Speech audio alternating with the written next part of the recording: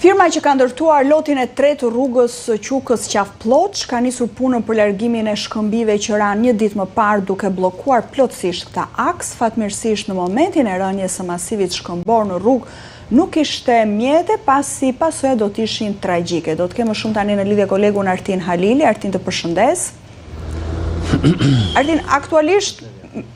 te situata e sotme, pra tek puna që po bëhet për heqjen e shkëmbive, si po vijon dhe më pas i rikthemi se çfarë ndodhi një ditë më parë? Po, është vërtet, prej mëngjesit të sotëm me pushimin e rreshjeve që ka ndodhur gjatë mbrëmjes, kompania kontraktore e cila ka bërë ndërtimin e rrugës, është duke punuar për të thyer së pari shkëmbijtë e mëdhenj të cilët ka rënë nga pjesa e Kodrës në segmentin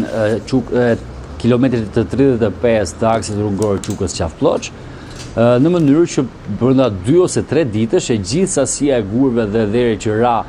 ditën e djeshme të largohet dhe më pas të filloj puna për të rivendosur edhe një herë të gjitha rrjetat dhe muret mbrojtëse gabjonat të segmentit ku u prishën për të hapur qarkullimin normal të automjeteve më pas. Kjo punë ka nisur të mos thëmë prej pasdites së djeshme, por le ta marrim sot në mëngjes, në mënyrë që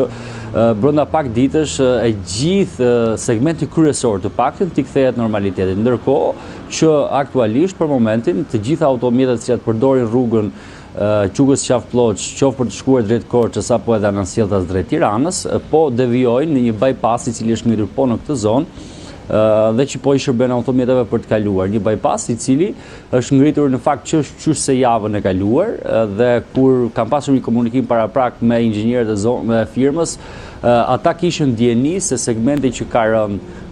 ditën e djeshme në kilometrin 35 kishte rrezikshmëri të rënies, pasi zona kishte futur shumë ujë si pasojë e rreshjeve dhe për këtë ishin detyruar të ndërtonin bypassin i cili do të shërbente pikërisht për këtë ditë.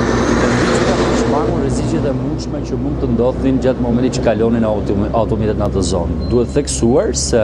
në asnjë moment që si në momentin e rënies gurëve, ashtu edhe disa orë përpara apo një ditë përpara, aty nuk kanë kaluar mjete, është përdorur bypassi për shkak të rrezikshmërisë që pritej të ndodhte. Kështu që e gjitha kjo për të shmangur çdo incident të mundshëm për qytetarët të cilët e përdorin këtë segment rrugor. E qartë, pra ishin marrë masat me kalimin automjeteve në bypass.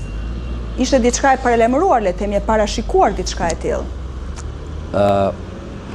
Po, Bruna, për shkak të rrëshitjes që ndodhi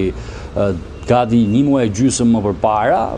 disa ditë pas inaugurimit të rrugës, inxhinierët e firmës vendosën që të bënin komplet një inspektim total të gjithë lotit të tretë, që është për gati 9 kilometrash, dhe për të konstatuar nëse kishte problematika të tjera dhe për t'i shmangur siç ndodhi me shëmbjen e parë. Dhe nga kjo kishin konstatuar se